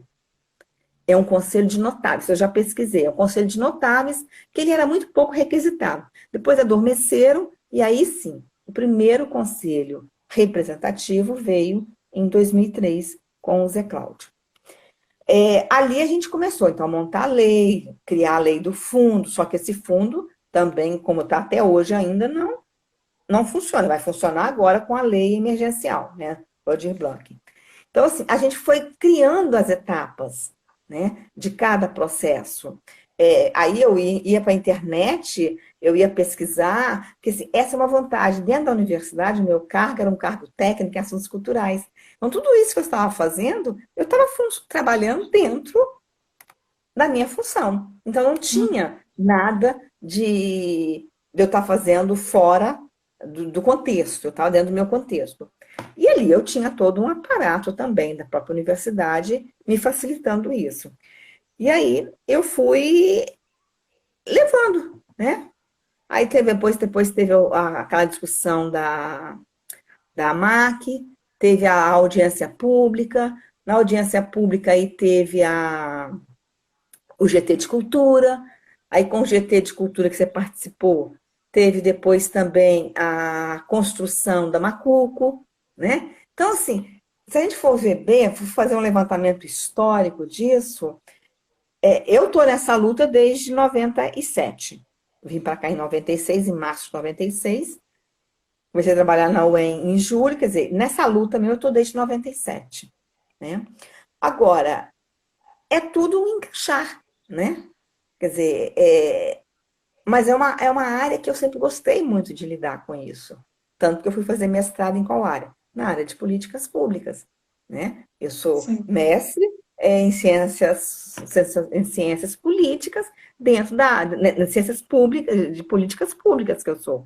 Então, quer dizer, só que eu me especializei na área da cultura, política de cultura, né? Tanto que eu dei aula no Sesumar, no curso de especialização sobre políticas públicas, né? Quer dizer, eu já fiz um pouquinho de tudo, de certa forma.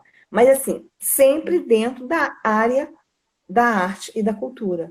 Eu nunca, de uma certa forma, eu nunca estive longe, né? Só um período em que eu trabalhei na Shell, que aí não dava, né? Eu trabalhava 8 horas por dia, tinha criança pequena, não tinha condições de fazer teatro, né? Porque eu lembro que em Cuiabá eu estava grávida do Thiago, um barrigão, estava eu dirigindo o Liberdade, Liberdade, entendeu? Então, quer dizer, é uma coisa que eu sempre foi muito forte em mim, né? Então, assim, agora eu falo que eu vou meio que deixar de lado um pouquinho, eu tô falando, não sei se eu vou conseguir, você entende? é, sim. São contextos também, né? A gente está vivendo um período diferente agora, acho que está mudando um pouco a Sim, cena, né? Esses atores da cena, e realmente é um pouco difícil dialogar com pessoas que não conhecem a história, né? E que é. daí E tem uma essa coisa que sempre me postura. incomodou, sempre me incomodou muito aqui em Maringá, aquela questão assim, lá na UEM tinha uma mania de falar isso, que eu não era artista, que eu era burocrata da arte, sabe?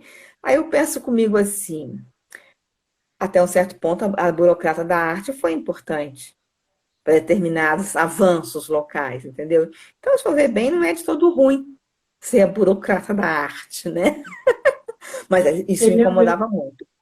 queria ver esse povo conseguindo trabalhar sem conselhos, sem plano de cultura, sem lei de incentivo à cultura, sem fundo Exatamente, agora, porque a lei exato. também teve foi necessário uma mobilização, né? Tudo que se Foi. conquistou foi através de mobilização, né?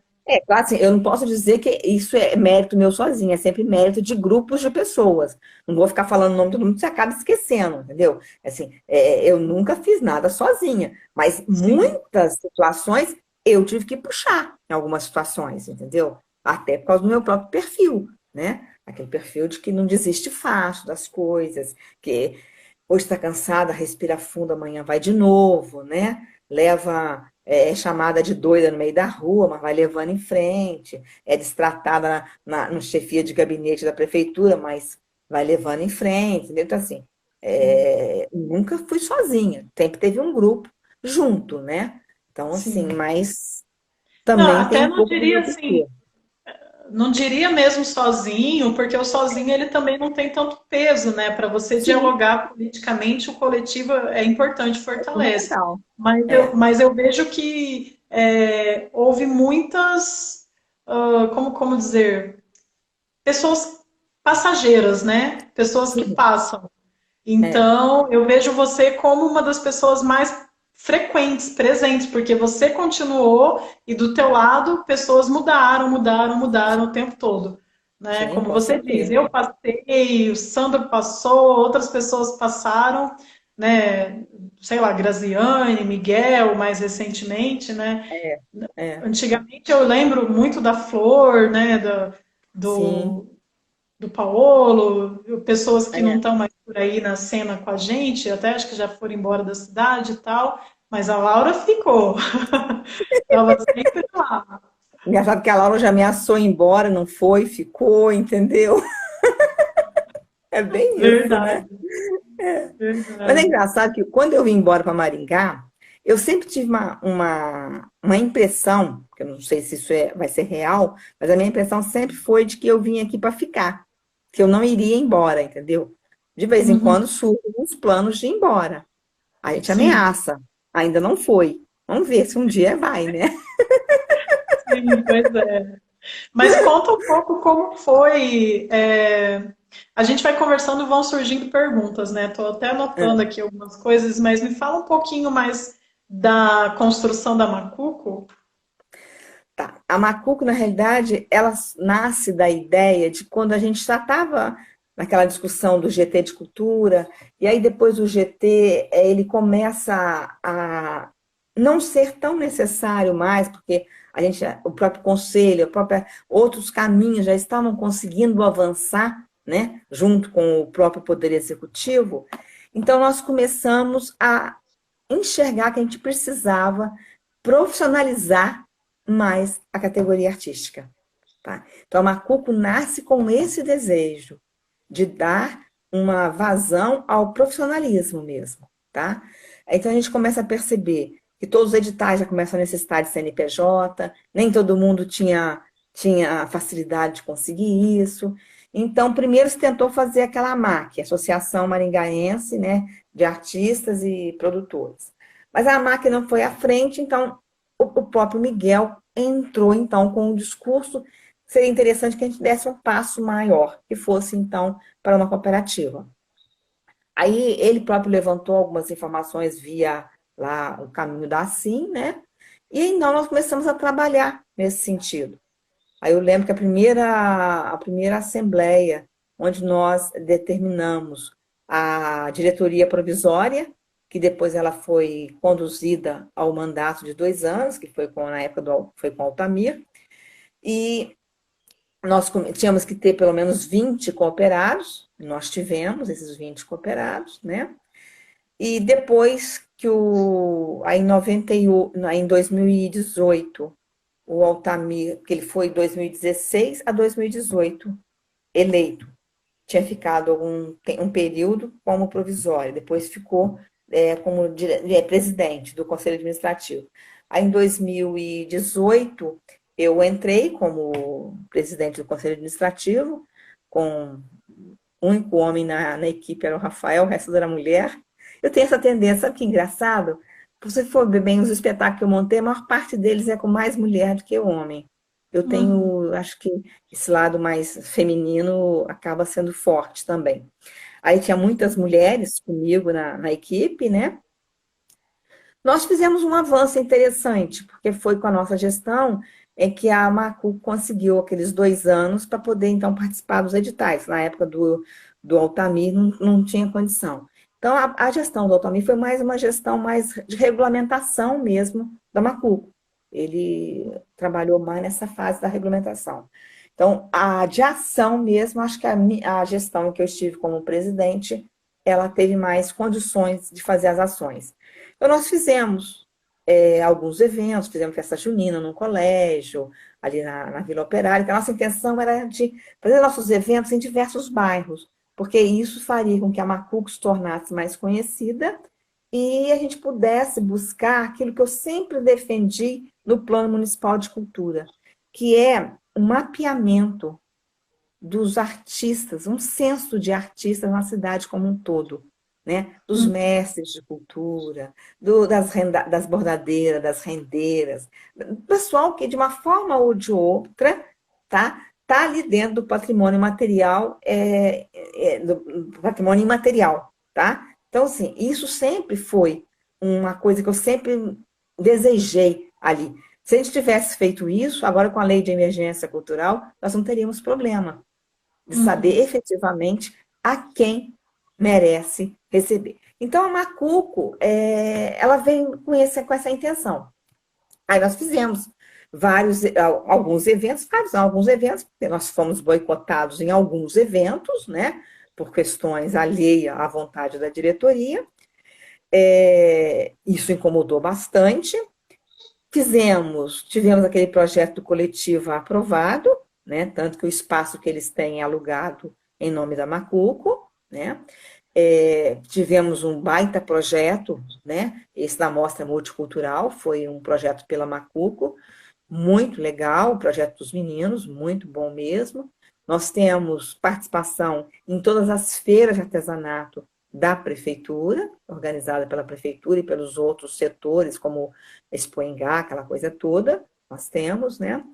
É, Temos participado dos editais. Nesse último edital agora do Aniceto Mate, por exemplo, nós tivemos 32 inscritos. Pouquíssimos foram inabilitados, né? Quer dizer, Uhum. agora vamos ver se eles vão ser selecionados, vão ser classificados, né, para receber o prêmio, né? Então, assim, por um lado, em passos ainda pequenos, né, nós já conseguimos muita coisa. Tem também agora o desejo de uma sede, né? Foi feito até um estudo de curso de graduação, TCC, sobre uma possível sede da Macuco. Tem um pedido de terreno à prefeitura de cessão de uso, né? Não sei mais como está isso, que eu já entreguei para a nova gestão. Agora, com a pandemia, a Macuco está bem paralisada, entendeu? A gente percebe que as coisas estão muito devagar. Espero que seja só por causa da pandemia mesmo, né? Porque é triste você ver uma coisa que foi trabalhada, trabalhada, trabalhada e ela se desmilinguir, né? Então, e a gente tem, em média, 80 e poucos. Quer dizer, são 120, 130 associados, mas nem todos eles estão mais lá dentro. Então, eu considero que deve ter uns 85, 90 é, é, cooperados. Só que assim, a gente lamenta que muitos dos cooperados estão ali somente por causa dos editais, mas não tem aquela Então, estrutura de querer crescer a cooperativa para a gente alcançar esse processo real da profissionalização. Porque a Macuco poderia ser um canal mesmo, para a gente ter bancas de DRT aqui organizadas, entendeu? A Macuco poderia estar discutindo planos de saúde para artista, poderia estar previdência para o artista, porque esse é o foco da cooperativa, é dar sustentação, tá, ao artista. Mas é lamentável você ver que o interesse é basicamente pelo edital, e não por fazer crescer uma instituição, né, que poderia dar um embasamento muito forte ao artista maringaense, né? Então, assim, vai fazer o quê, né? A gente tem lá no nosso regimento, por exemplo, que quem tem MEI, se o edital aceita a cooperativa, ele não pode usar o MEI dele. Tem artista que usa. Já teve artista que já foi convidado a sair em função disso, tá? Agora, por que que a pessoa não tem que encerrar o MEI dela? Porque às vezes pode ter um edital que não aceita cooperativa. Então a pessoa não pode ser prejudicada. Olha, mas se você é cooperado, por quê? Se aceita cooperativa, por que que você vai usar o teu MEI? É para quê? Para não contribuir com a cooperativa, entendeu? Então, eu me pergunto, por que vai ser cooperado então? Então é melhor que não seja cooperado. Então, na minha gestão, eu andei fazendo umas limpas nesse sentido também. Aí tem cooperados, por exemplo, que é cooperado, mas que nunca nem deu as caras. Nem sequer curte, por exemplo, o grupo da própria cooperativa. Então, essas coisas que, de certa forma, desanimam um pouco aqui em Maringá, entendeu? Eu não, sim. eu não entendo, eu não entendo muito o que que move somente. Será que é só o dinheiro que move as pessoas? Não pode ser, entendeu? Não dá para você criticar o mercado e você se mover somente pelo mercado, né? Tem coisas mais importantes. Eu acho que é por isso que eu sou uma idealista da arte, entendeu? Por isso que eu prefiro ter um emprego e não fazer questão de viver do dinheiro da arte, porque assim, pelo menos eu tenho liberdade de fazer aquilo que eu acredito, de fazer aquilo que eu quero, sem ter que dar muita satisfação a, B, C ou D, entendeu? Então, eu acho que o caminho é esse. Eu, por exemplo, o meu projeto que eu mandei pela Macuco não é de teatro, É um projeto que eu enviei na área do artesanato, para poder profissionalizar mais o artesão, entendeu? Então, quer dizer, eu estou trabalhando com a ideia da criação do Macu, que é profissionalizar o artista. Muito Sim. maravilha, a gente tem, por exemplo, artesãos, todos eles bem preparados para poder fazer venda nessas feiras longe de Maringá, poder participar dessas feiras maiores, entendeu? É isso, de poder levar o nome de Maringá, o artesanato de Maringá com qualidade. Isso que eu acho que é importante, né? Então, assim, eu acho que o meu idealismo, muitas vezes, né, me alavanca, mas também acaba me frustrando, né? Ele me frustra um pouco, porque você não vê correspondência, muitas vezes, né? Mas faz Uhum. parte do processo também, né? Eu acho que é bem isso, né?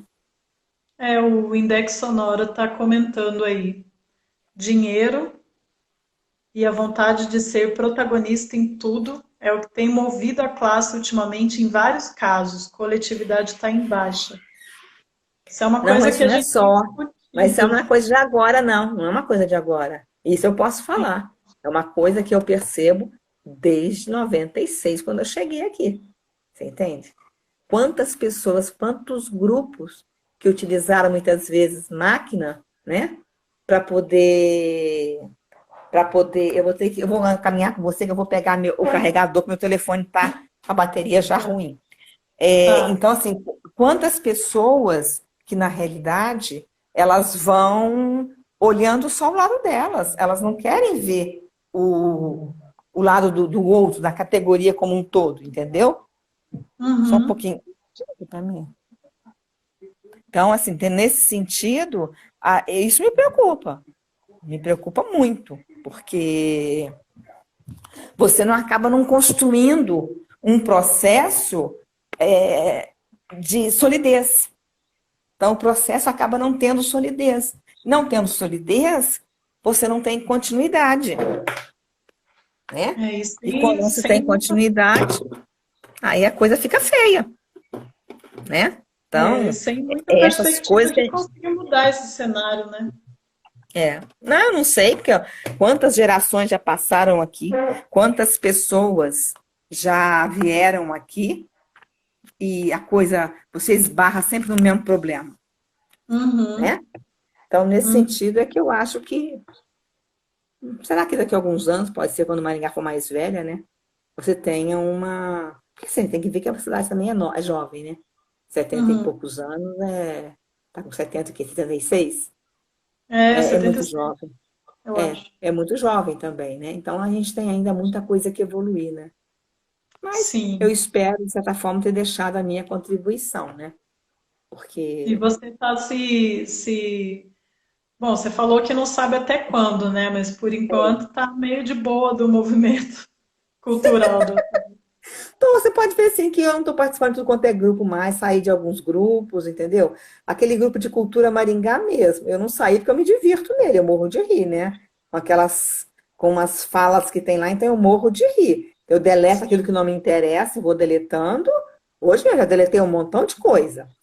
Vou Aham. deletando, porque senão eu vou perdendo as coisas que são importantes, né? Mas eu fico ali. Agora, em outros grupos eu já saí. Aquilo que dá muita discussão, muito nheco-nheco, não quero saber, não, entendeu? Eu acho Sim, que chega a 60 anos, você está querendo mais tranquilidade. sim. Afinal de contas, agora eu sou Laura, terceira idade. só para a gente fechar, eu queria perguntar um pouco sobre o lado acadêmico, porque né, você já fez aí duas pesquisas, né, uma para dissertação e outra acho que foi um projeto de pesquisa mesmo, não lembro qual que era Não, eu fiz a duas especialização e o mestrado. ação. Uma delas a respeito dos festivais de teatro aqui de Maringá, tema que o Sandro vai gostar de É. falar. E a outra, aquela pesquisa com a região da MUSEP, né, que você pesquisou todos os municípios que compõem essa associação, né, são 25, eu acho. Não, E eu, aí, eu pesquisei 36 porque eu trabalhei mais, com a MUSEP e com a região metropolitana de Maringá, que tem diferença. Então dá 36, entendeu? exato. Então, eu queria que você me contasse um pouquinho dessas duas pesquisas, que daí é a parte mais acadêmica mesmo, né? Então, A fala um primeira eu fiz uma especialização no ano 2000, nas ciências sociais, onde eu pesquisei o FETAM, né? Eu fui pesquisar o festival e engraçado que eu fui quase reprovada nessa, tá? O meu orientador quase me reprovou, sim. justamente por causa da conclusão que eu cheguei, né? Eu cheguei a uma conclusão de que ele foi um dos motivos da saída da universidade do evento, entendeu? Então, ele quase Aham. que fez minha cabeça rolar. Mas tudo bem. Ali eu pesquisei, mas assim, baseado em documentos, né? Eu não fui fazer entrevista a ninguém. Então, até porque eu estava chegando aqui, tinha pouco tempo que eu morava, 4 anos que eu morava aqui, né? Então, eu fiz essa pesquisa mais na base de pesquisa bibliográfica mesmo, né? O livro de atas, da FETAM, da FITAP, né? Na, então, eu trabalhei com as informações que tinha na UEM, com essas coisas, né? Então, eu fiz um levantamento mesmo sobre o FETAM. Aí, depois, eu fiz uma segunda especialização, que nessa eu pensei até em estender o tema, aprofundar. Mas eu achei melhor não. Aí eu falei sobre Stanislavski, né, a importância do Stanislavski dentro do processo da Revolução de 17. Aí, no mestrado, como era um mestrado profissional, ele tinha que gerar produto. Eu não podia ficar só naquele academicismo, né? Eu tinha que trazer algo de concreto. Então, eu fui fazer uma análise da PEC. A minha proposta era fazer uma análise da universidade enquanto diretoria de cultura. Qual era o papel da cultura dentro da universidade? Aí o pessoal me chamou de maluca, que eu estava tirando o próprio pé, como é que eu ia pesquisar? Aí eu comecei a tentar fazer uma pesquisa, eu fui negada a ter acesso a determinados documentos na PEC. Aí a minha orientadora falou assim, Laura, você tem o direito de brigar com isso, se você quiser, porque os documentos são públicos. Eles têm que permitir. Mas isso vai te desgastar. Aí ela me sugeriu, então, que eu mudasse, que eu fizesse qual era a relação da universidade com a região. Qual o papel da universidade, né, na área cultural com a região. Aí, então, foi quando eu fui fazer o meu estágio dentro do Observatório das Metrópoles, né, com a Ana Lúcia, que foi minha supervisora, e ali, então, eu visitei todos os 36 municípios, comando Maringá. Aí eu fiz a visita em todos eles e conversei sobre o olhar da gestão, tá? Aí não foi sobre o olhar do artista, foi sobre o olhar da gestão. Fui em todas as cidades, conversei onde tinha secretário de cultura, onde tinha diretoria de cultura, onde não tinha nada, que era a Secretaria de Educação que falava, né? Conversei com todos eles, fiz o levantamento mesmo de equipamentos e edificações, tá? Depois foi pontuado tudo isso em gráfico e eu fiz a análise desses gráficos, né? Aí, esse material eu apresentei no Seminário Internacional de Políticas Públicas, lá na Casa Rui Barbosa, no Rio de Janeiro. Aí foi quando eu até conheci o Marcos Cordioli, que ele foi lá me assistir, né? Eu apresentei também, quando veio a reunião da CNIC, que teve o curso com aquele menino da Ancine. Gente, eu tô ruim de cabeça. Esqueci o nome dele, ele é até meu amigo no Facebook. E eu dei uma palhinha na palestra, no curso dele, teve um horário que eu falei sobre a região, essa região metropolitana, né? Então, assim, são trabalhos que, se você for fazer, já tem algum tempo que eu fiz essa pesquisa na região metropolitana. Claro que alguma coisa, pouca deve ter mudado, mas não mudou muita coisa, não. Você pode saber que aquilo que está ali até hoje mudou talvez um ou dois lugares, mas na sua essência. Eu lembro que eu fui em Bom Sucesso, por exemplo, Bom Sucesso não tinha nem diretoria, nem secretaria, não tinha ninguém. Tinha uma funcionária que não tinha mesa, ela pegava a mesa emprestada, ela ficava na mesa do colega dela que trabalhava de manhã, ela trabalhava à tarde, ela não tinha um computador, não tinha uma máquina de escrever. Ela ficava ali só para agilizar aqueles eventos que tem da cidade, aniversário da cidade, essas coisas que eles tratavam como política de cultura, entendeu? Como, Uhum. sempre na política do evento. Se a gente for ver, Maringá melhorou um pouco, mas nós temos muito evento ainda. Você entende? Então, assim, Maringá ainda não está num ponto de dizer que ela tem uma política pública de cultura plena. Ela não tem. Ela avançou? Avançou. A gente não pode desconsiderar os avanços dela, mas ainda tem coisas que ela não estão cumprindo. Que o número de eventos que se tem na cidade ainda é muito maior. Entendeu? Você não consegue chegar nos bairros de periferia mesmo, né? Aquele projeto mesmo aquele de dar as oficinas nos bairros, do edital que abriu, Territórios culturais. territórios culturais, esse, por exemplo. Quantas pessoas usaram o CAC para dar curso? Não podia. Quando nós discutimos no conselho, não era essa a intenção. A intenção era que no centro ninguém podia dar curso, tá? Você podia dar na zona 2, tá? Mas no centro não podia. E tinham que ser pelo menos 2 bairros. Era uma outra estrutura, o projeto, porque era uma forma de você ir até os bairros de periferia, Uhum. onde eles não sabem nem que existem os convites. Tá? Então, quer dizer, Difícil. então Maringá, com todo avanço que ela já teve, tem coisas por avançar. O convite, se você for ver bem, melhorou? Pô, melhorou, mas são sempre as mesmas pessoas. Gente do Jardim Alvorada não sabe que existe peça de teatro de graça, música de graça. E Jardim Alvorada está aqui pertinho. Você entende? Não é a periferia da periferia. Então, assim, Sim, uma política de cultura, ela tem que chegar a todos. Se as pessoas vão utilizar, é outro patamar. Mas a coisa tem que chegar até elas. Entendeu? Agora, a gente nunca tem a questão da comunicação chegando onde tem que chegar, né? Temos redes sociais hoje? Temos. Chega um pouquinho mais, chega, mas não chega para todo mundo. É uma coisa que as pessoas às vezes ficam bravas comigo, mas eu falo. A Secretaria de Cultura, ela não trabalha para o artista, ela trabalha para a população. O artista é o meio de se chegar à população.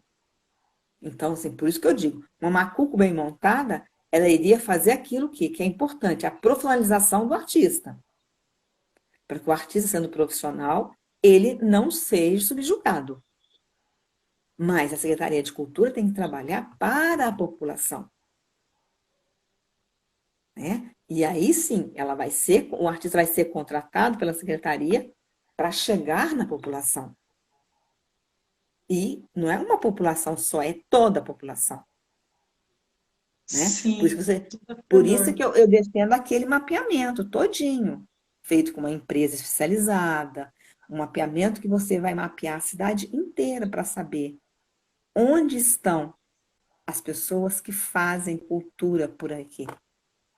Porque senão a gente acaba ficando naquele dilema que a gente fica sempre. Ah, são sempre os mesmos que ganham. Olha, são sempre os mesmos por quê? Que são sempre os mesmos que participam, que são sempre os mesmos que sabem, que são sempre os mesmos que estão se profissionalizando em fazer projeto. Entendeu? Então, quer dizer, a cidade em política pública ela tem que pensar muito maior. Não dá para ser um trabalho, vamos fazer evento. Eu, sinceramente, eu acho assim que determinados eventos já são normais fazer. Então, faça aqueles, mas vamos ampliar a coisa para você criar consciência nas pessoas da importância da cultura, porque senão a gente sai governo, entra governo, a gente vai estar brigando sempre pelas mesmas coisas, porque a população não acha que cultura é importante. Ela vai sempre bater na tecla de qual tecla? Na tecla da segurança, da saúde, da educação. E quando a gente sabe que uma cultura bem desenvolvida numa cidade, ela vai propiciar melhor saúde, melhor educação, melhor segurança, porque a violência tende a diminuir. Você entende? Então, assim, É ver a cultura, ver a arte como aquele que é o guarda-chuva central. E as outras políticas vão se somando, entendeu? Então, essa visão que eu tenho de política pública, ela é muito maior do que uma visão pequenininha. Eu vou atender A, B, C ou D e o resto da população que se dane. Não. Todo mundo paga imposto igual. O dinheiro que Exato. vai para a cultura, ele está saindo do bolso de todo mundo, do rico e do pobre. Entendeu? E até do miserável. Se ele paga imposto, ele paga IPTU, está pagando. Então, quer dizer, por que, que a gente não tem que atender a população inteira? Então, é muito maior o processo, né? Não adianta, a gente acaba falando de política pública, né? É, diz o Index Sonora, como diz a Rose Meusburger, cultura não é a cereja do bolo, é o fermento. É Exatamente, isso. com certeza. A gente já falava isso lá Obrigada, na UEM. viu? Tá Hã? bom, obrigado. A gente já falava isso lá em reuniões dentro da UEM, que a gente não pode ser a azeitona do pastel, nem a cereja do bolo. A gente tem que ser a massa, entendeu? Tem Exato. jeito. Laura, muito obrigada por essa conversa, foi maravilhoso. Como disse o Danilo, foi uma aula, né, sobre a luta da cultura, pelas políticas públicas aqui em Maringá, assunto que a gente precisa urgentemente retomar e urgentemente discutir essa questão que você finaliza sobre a importância da cultura, porque realmente está muito nítido nesse momento. A gente está vendo as pessoas dizendo isso na nossa cara e está sendo uma porrada, né? É, Quando com se, certeza. se faz uma postagem, né? Como a gente passou recentemente do prefeito fazer uma postagem sobre a cultura, os comentários são piores do que Sim. a falsidade do prefeito em fazer essa postura, no caso. Eu A entrei em live vai discussão com acabar. várias pessoas. Eu Hã? entrei, eu entrei em discussão com várias pessoas. Deixa eu só aproveitar Sim, aqui e agradecer aqui o carinho do Danilo, tá? Todo mundo que esteve presente nessas duas lives que nós fizemos. Obrigada a você pela oportunidade de me apresentar aqui mais abertamente, tá? Valeu, foi muito bom mesmo, tá bom? obrigada.